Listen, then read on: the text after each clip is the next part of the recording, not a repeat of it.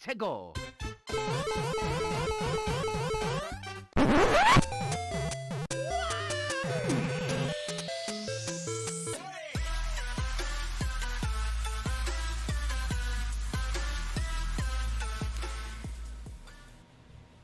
And what is up? Welcome to the Around the Monitor special tonight. We're just kind of trying something new. We had a lot of people fall out at the last minute, so it's just gonna be me and my my good pal Khayl here. But actually, why don't you say hey to the folks at home, Khayl? How you doing, everybody? it's the what's that character? The Baby Butter voice. How you doing, everybody? I don't think he has a name. Yeah, he definitely doesn't. God. He definitely does not have a name. We're gonna try to do something different this week. Instead of making a game out of this, we're just gonna do a traditional kind of Tonight Show style talk through the news. You know, casual, make a few jokes here and there. If this looks terribly stupid, it's because I threw it together in about 30 minutes. So we're doing what we can on God's green earth here. Gotcha, bro. Thank you. Why is the chat? Oh, because the chat's behind the desk. That's why it wasn't visible. There we go. See, we're just flying by the seat of our pants here, folks. Yep. I like it. All right, but let's start bringing up the news for this week, because we are going to talk about news as we normally are wont to do. Starting off with the first article. This is from Nadia Oxford at US Gamer. Pokemon Go has now been downloaded more than 1 billion times. This is just the course of 3 years. It came out in July 2016. And it should be noted most of those almost half of those downloads were in the first big wave of Pokemon Go, right when it came out, when everyone was playing it. But still 500 million downloads in the course of another 3 years is nothing to shake a stick at, and they are on track to make $3 billion in total by the end of this year on this game. Khayl, what do you think about that one, man? Well, for starters, I didn't even know you had to pay for this app to download it. So I don't know where all this money is coming from. It's free to play. It's just people giving money because they like that Pokemon. Oh, that's pretty good. 1/7 of the population of the entire world has said, you know what, Pokemon Go is my type of game. And that's pretty terrifying, honestly. I didn't know that many people had smartphones. Oh, dude, everybody's got a smartphone. Yeah. Apparently. Hey, your mom's got a phone, right? My mom still plays Pokemon Go. Does she really? Okay, we'll move on to the next one. Oh shoot, my bad. I couldn't. Oh, sorry. Let's go on to the next article here. This one comes from Matthew Handrahan at GamesIndustry.biz. A Fortnite winner takes home $3 million at the Fortnite World Cup. This is 16-year-old Khayl Giersdorf. You know, the household name. You know, there's something about those big Fortnite streamers. They have really bad last names. You know, you could probably join them, dude. Bring the Schneiders into the Fortnite realm. Listen, well, first off, I'm not going to say your last name on stream because I don't want to put you on blast here. But, like, you're going to come and tell me your last name is better than my last name? You're wild. Anyways. My last name is Power, History, and a whole bunch of probably awful things associated with as well, but nothing recently. Anyways, this 16-year-old kid good at Fortnite comes in, wins $3 million. This is a quote from the kid. Emotionally right now, I don't feel too much, except I know that this could pretty much change my life forever, he said, to as reported by ESPN. It's just absolutely unreal. So yeah, you know, this 16-year-old just wins $3 million playing Fortnite, and he's like, I don't know, I guess it's gonna make my life a better. Yeah, this might do something for me. Kid hasn't even learned the value of $1 yet, and he's got 3 million of them. And he's like, yeah, this could probably change my life. That could change the lives of your entire family, buddy. You're set for life if you're not 16. Yeah, it's true. Double your age, and you don't have to work another day in your life. But you're gonna spend it on not even like porn and hookers, like think Fortnite. of You're how gonna many buy skins $3 you million can buy. in The V-Bucks. V-Bucks, dude. The V-Bucks. And with season 10 coming out, it's over for him. And it's $3 million. All right, let's move on to that one. This next one comes from Steven Totilo at Kotaku. Sony has done it. They've actually shipped 100 million PlayStation 4s. Should be noted this is not 100 million sold, but they've shipped 100 million. I think the last note that they've officially confirmed is around 92 million sold, so not too far off. I'm sure they'll get there, but actually, and important to note, I've extra footage here, extra visual aid.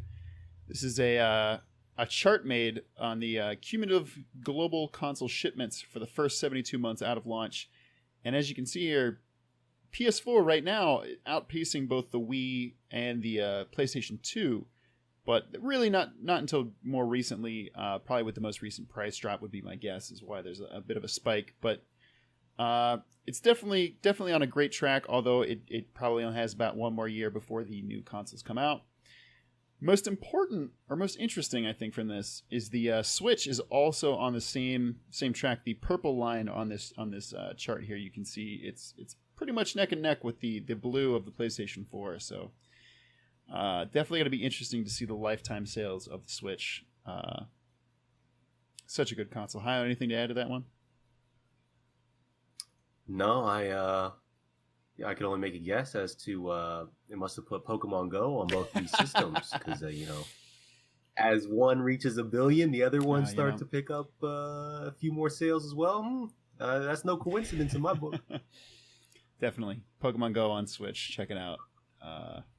It's free to play, microtransactions included though. Next article for this week, we've got Eddie Makuch at GameSpot. The Makuch, as they call him. Console prices across the board. Oh, you know what? Don't think I got the picture for this one. Well, we're gonna call an audible here. We're gonna hide this for a second. We're gonna talk this through. Khayl. So the President of the United States starting a trade war with the Chinese government, influencing a lot of things, or at least it will be shortly from now. They say that one more time. Trump and China trade war. I don't know if you got that, but basically, there's a trade war going on. Soon, a tariff is going to be put in place on technology, specifically in this case, game consoles, that is going to increase their price by 25% when they're being shipped from China. Basically, all of the big three, Nintendo, Xbox, and Sony, all of their consoles are being made in China. They basically are saying, like, we feel bad because this is going to increase the cost of each of these consoles by 25%. They didn't confirm that this cost is going to get passed on to the consumer, but you'd have to imagine at least a good portion of that will be, because I'm sure these game companies don't want to eat 25% on their $500, $400 consoles. But right, especially to their biggest market. Yeah, especially to the biggest market. And Sony. A Sony official put out a press statement basically saying, like, this sucks because this might put these consoles out of the range of most American families come the holidays who might otherwise be inclined to buy one of these for their family. It should be noted, I guess, is one other thing, that Nintendo has been moving their manufacturing out of China since this whole thing started. So, like, the Switch Lite and the next batch of Switch shouldn't be made in China, so they should be able to avoid this and mitigate this bump in price. But as for now, Mizuki makes a great point here. He's saying, I wonder if there's some weird loopholes that Sony and Nintendo could abuse to pass the consoles through Japan. That would be interesting to see. So what's the point of this? Are we trying to punish China for this? Are we trying to, is the sort of way they're trying to phrase this as bringing back business to America? Or is this just more gamer oppression, which is rampant the nowadays. idea, and again, I'm not an economics expert, but the idea behind tariffs, I believe, is that you increase the tax paid on imported goods. So the idea is that consumers will be more inclined to buy products made in the country. Now, that, of course, doesn't work if you're buying consoles, they're all made in another country, and none of them are being made in the States. So all it's doing is just making it more expensive for us across the board, and nobody wins. Especially not the gamers, dude. Gamers rise, rise up. We need a gamer president to really turn things around. I wish I knew that Twitter account. That is a really choice Twitter account. It's really good. Yeah, we'll see. Hopefully something happens with this, because that would really, really suck to start the next generation of consoles off with like another huge price increase. Actually, this maybe this isn't an anti-gamer thing. This is an anti-console gamer thing. The mobile gamers and the PC gamers are about to dominate the market at this point in time. And those are two very hateful communities to be pitted against one another. We need the consoles. And also the Nintendo Switch apparently won't be affected by this, so maybe they could keep their sales going up too. Who knows? Who knows? Okay. All right, but let's keep moving on here. The next topic that I wanted to go to. This was from Ethan Gach at Kotaku. GameStop lays off roughly 50 of their regional managers. This is a quote from GameStop. As part of our continued GameStop Reboot Transformative Initiative, that's a name, a dedicated team, including the retail vice presidents, HR, LP, and the U.S. store operations leadership team, have been working diligently to realign our current... How did I get this whole quote? Yada, yada. In effect, to reduce our cost structure and build efficiencies into our field leadership organizations so that we can reinvest in the business. And it goes on to say, unfortunately, with these changes, there are more than 50 field leaders who have been impacted and will be leaving the GameStop team. Khayl, is there any way that GameStop does not go out of business? I don't know, dude. If it's rough for the gamers, it's got to be even harder for the people making the games and distributing them. It's a struggle out here for everybody. Me, it just seems like there's no they did diversify. They started doing. I'm getting a weird feedback from you, by the way. That's what's freaking me out right now. But they're getting. Oh, no, you're fine. My bad. They they kind of turned into a hot topic in a way for a little bit, where they're selling T-shirts and merchandise instead of just video games, because the video games aren't bringing in all the bucks anymore. You can get games off Amazon for cheaper. You can get games at Best Buy for cheaper. You can just get them digitally, which, I mean, for me, living in a small New York apartment, I haven't bought an actual physical copy of a game, apart from a few here and there, like in years. So it's just kind of like, I don't see a realm in which GameStop continues to exist. And that sucks. Well, they've already diluted their brand by not just doing video games. That was sort of what they were known for, and they weren't doing a great job of that. They weren't able to modernize, I suppose, Amazon and what stuff, beat them out. Now they've turned into a hot topic in FYE. They're just doing sort of nerd culture and merchandise. And if they weren't doing the games great, I can only imagine the regular people would be selling the T-shirts and all that stuff for cheaper as well. Maybe it's time for these guys to go. I can't. But at the same time, there's kind of having a physical copy of the game. I mean, it's not that there aren't other stores where you can buy these in. You can go to your Walmarts, your Targets, your other big retail stores, but like, there is something nostalgic and cool about being like going into a dedicated video game store and being in that culture, like being. Having the demos on that you can play, having the people at the sales desk who may or may not know anything about video games. They might lie, or they might you could be getting Dark Souls 2, and the guy could give you a huge spoiler for the game. For example, this happened to me. I was geez. Yeah, thanks. I'm just gonna go take this game home now and play it. Maybe it's time that the franchise does need to go away and make some room for some local sort of mom and pop game stores to pop up. We've already lost the mom and pop candy stores for the most part. Have the gamer ones pop up.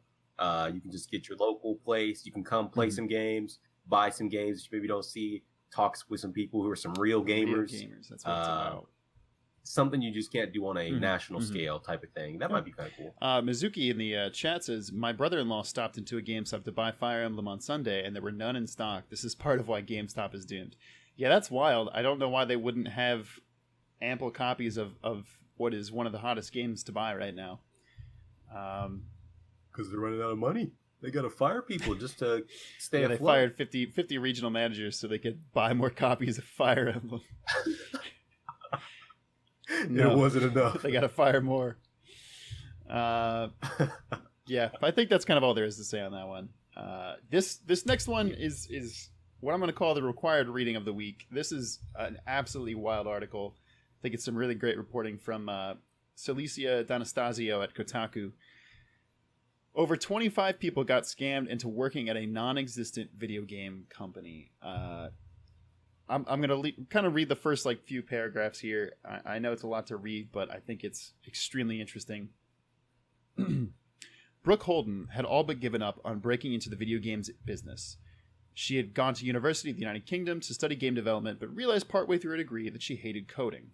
Holden also came across horror stories about labor conditions in the games industry, where employees regularly work 60 to 80-hour work weeks, and thought to herself, no way, not me.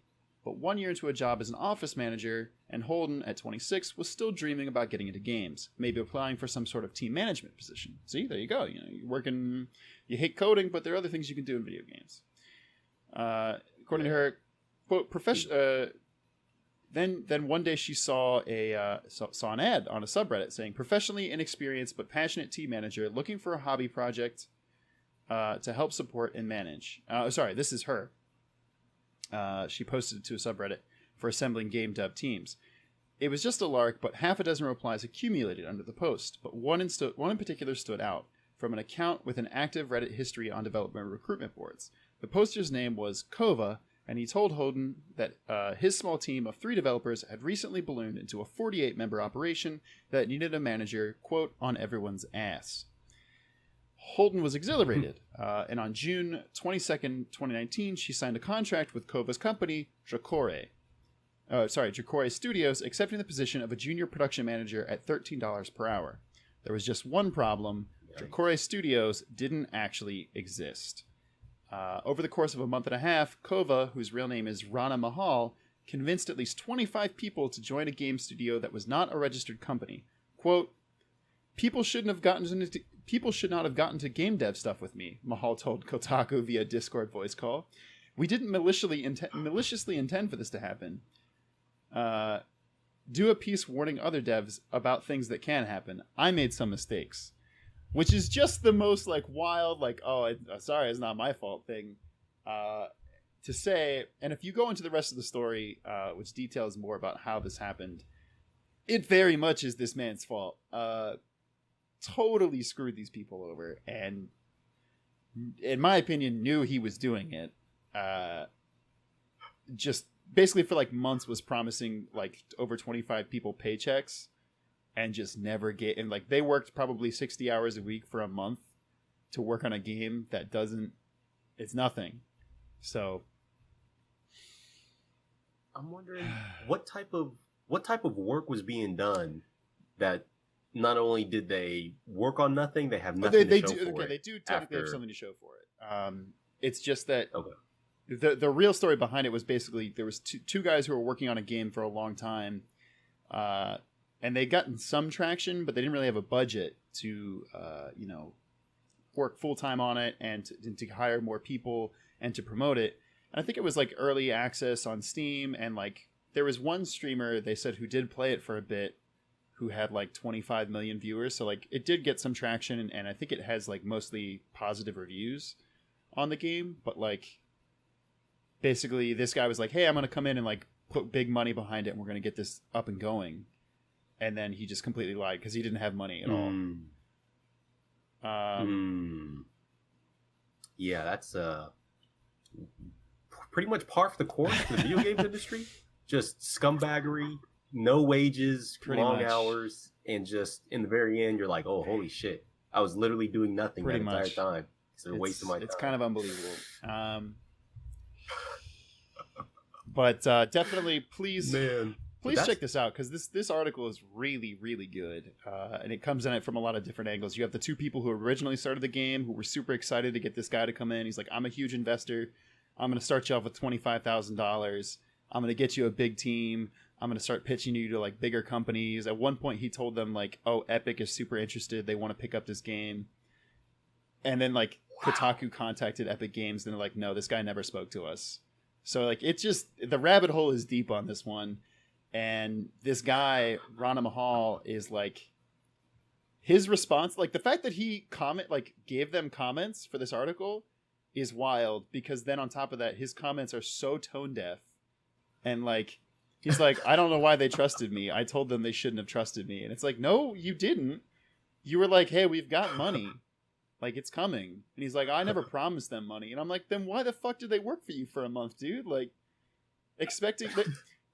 Here's the thing, dude. We've seen time and time again that people in the games industry, they don't even, heck, most of the time, they don't even want to get paid. They're just like, yep, give me 80-hour, 100-hour work weeks. I just love working on video games. And they complaining about it afterwards. These guys can't help themselves. They love jumping into situations like this.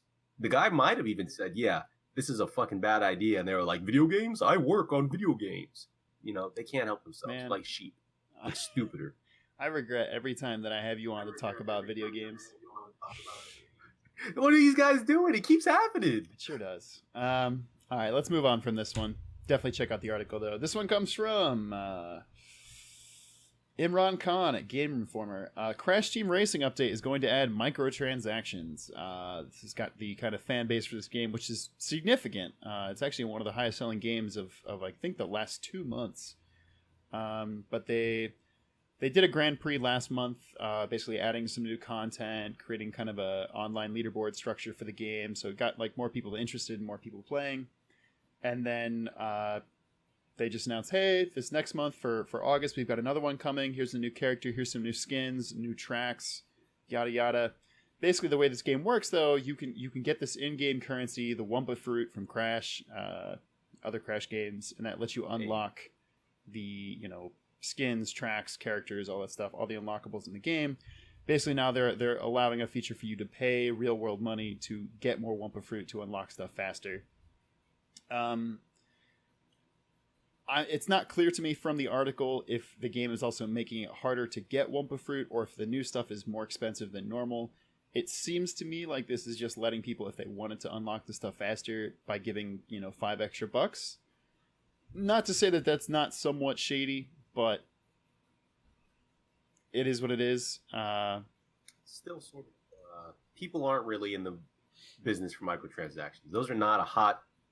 You will not gain any positive favor by saying, hey, we're adding microtransactions to our game. So this was definitely... You're allowed to look at this and say, well, here comes some more money grubbers looking after some money. And you'd be 100% I'm right. pretty sure... I mean, I bought the game. I'm pretty sure it's $40. So, kind of butts on them to...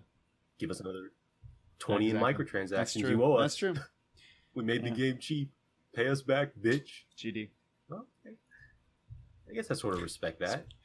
The gamers, just like the game developers, they'll do it. So that's the thing. I'm sure. I'm sure the reason they're doing this is because somebody's crunching the numbers and is like, yeah, we'll make way more money by doing this, and I'm sure they are. So if it wasn't worth the backlash, they wouldn't do it. Even game.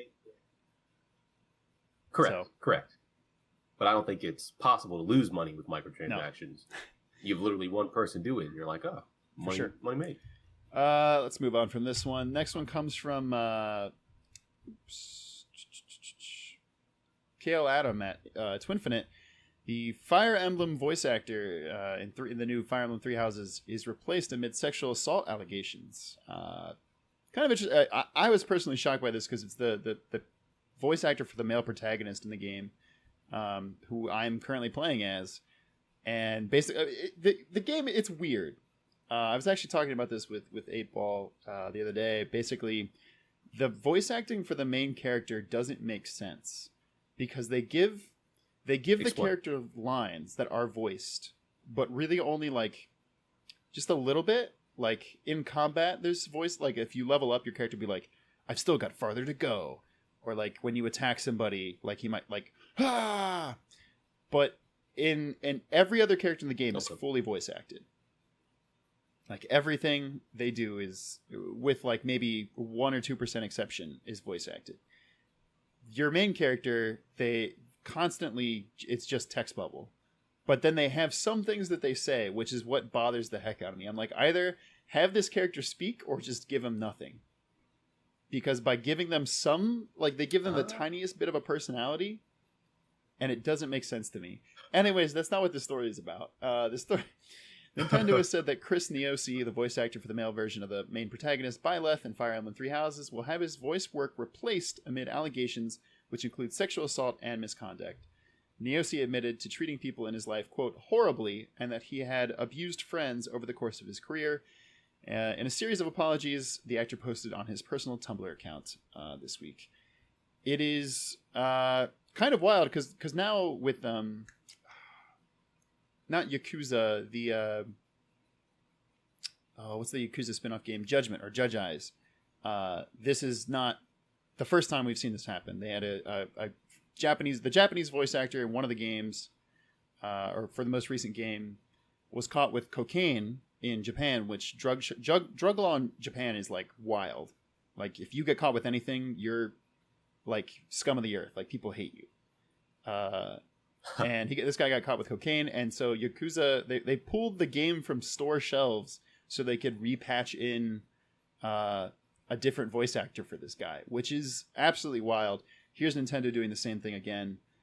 Interesting though that this is Nintendo of America, because this is the English voice acting cast. So I don't know. Maybe this is a precedent for the future. It's kind of interesting seeing how this is going, but personally, I guess I'm kind of excited. Like the voice acting is fine for the character, but it's just like there's not much. So I wish that they would patch in actual more voice dialogue for him, but we'll see.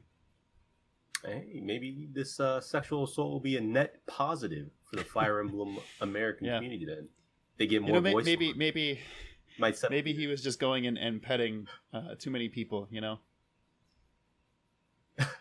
He's like, wait, you do this in the games, right? Why can't I do it in real life? It's a Fire Emblem joke. I ask myself the same question all the time.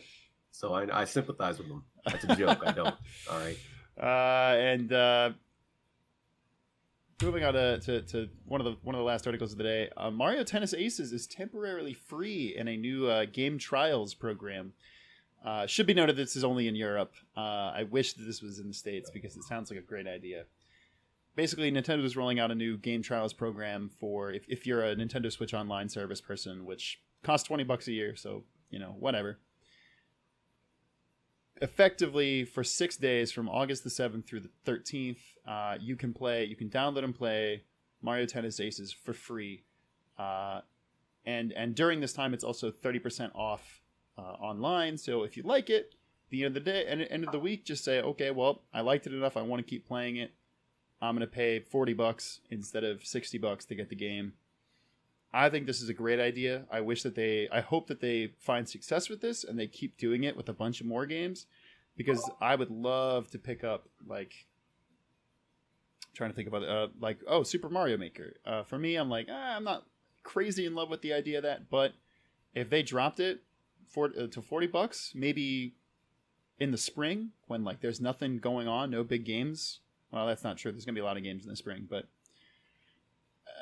at a time when it's smart, like right now, I think, Fire Emblem just came out, but if you're not playing Fire Emblem, this is a great spot to start. So I think this is a great idea. I hope Nintendo continues this, expands this, brings it to the States. I hope they find success with it. Anything to add to that, Haya? Okay. Next one. This is maybe the big headline of the week. Ninja announced that he is leaving Twitch to stream exclusively on Mixer. This is wild, absolutely nuts here. This is crazy. Ninja, if you've been living under a rock, is the highest paid streamer. One of the I think highest entertainment people right now. I don't know. That might be a wild thing to say, but he's like, for a video game person, he has become kind of a household name. Mizuki in the chat says, "Lol, I thought Mixer was essentially dead." It doesn't put up nearly the same numbers as Twitch, but yeah, and I don't think it'll come anywhere close with Ninja moving over. But if it even opens up the door for people to say, "Oh, I didn't know there even were Twitch alternatives," that's going to be great for the platform. And if it incentivizes Twitch to improve the way they do things, or even YouTube to improve the way they do things, which they won't, then I think that's also a good gain. Get Ninja out of there so other Fortnite people can move in and improve Twitch at the same time. I'm all for it. I think I think definitely there was some kind of money behind door dealing here. Like maybe I don't think they gave him a straight sum. I think they might just like say like, hey, we're not taking any of the donations that you're getting from Mixer. You like might just be like, you're getting like 90% of the profit instead of, I don't know how much Twitch takes, like what, almost a third? Might be 70-30 something like that if you're big enough or something. Maybe 90-10 if you're him. They might have said, hey, you're going to get like 95% of your profits. We just want you to come to our platform. Great. Like, right. He's got his dedicated fan base. Even people who aren't his dedicated fan base are going to check out Mixer. I mean, look at it. Like right before the show, we both were like, let's look at what Mixer looks like. And it just, in the words of Khayl, I think this looks like Twitch, but blue. It's blue Twitch, exactly. And I don't mind using a blue Twitch. I don't mind using a blue Twitch. I like blue more than purple, so, you know. Actually, I do want to, really quick, I think I might only have this on the other one that doesn't have you, so let me see something. Oh, wait. Oh, no, I do have it right here. This is the video of that Ninja put up announcing his move, and tell me if the sound levels are on this. They should be okay.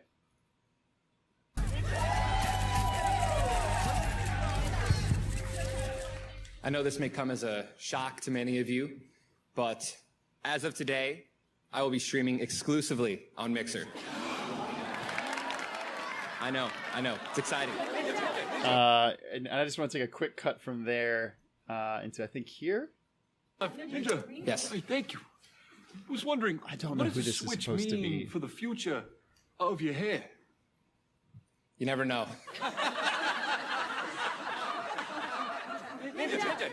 This is it.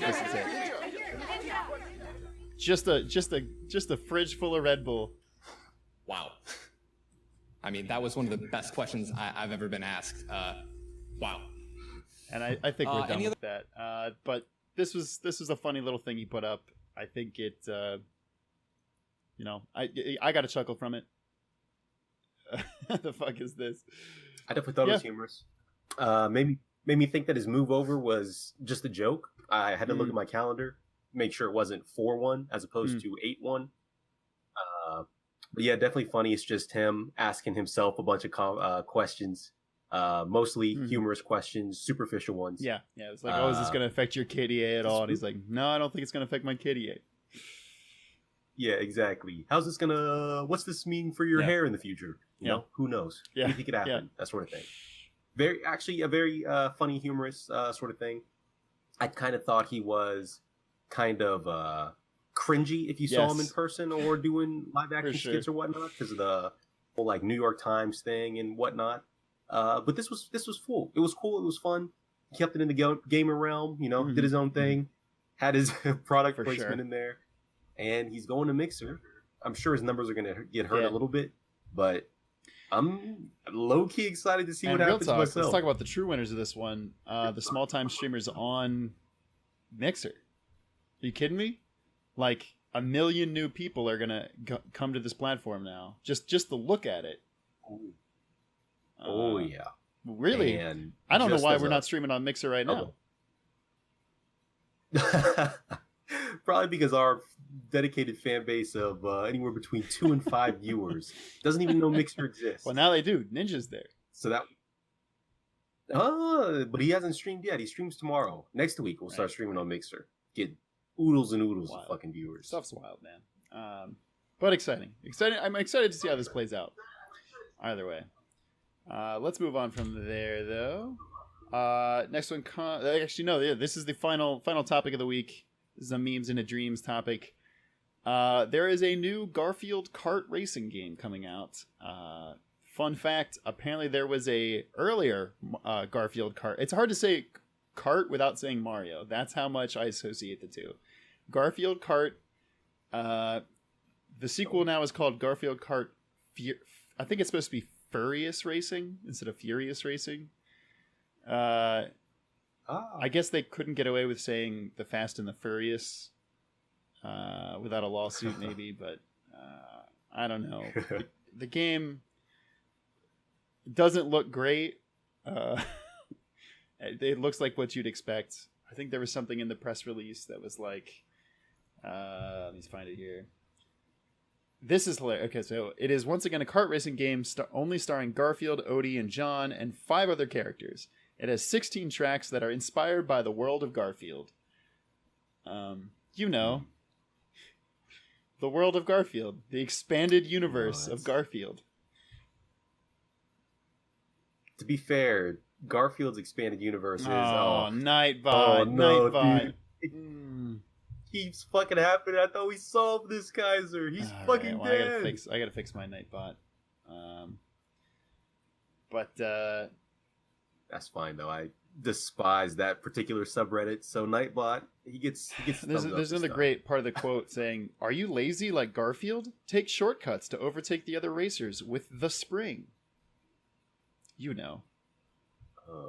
Anyways,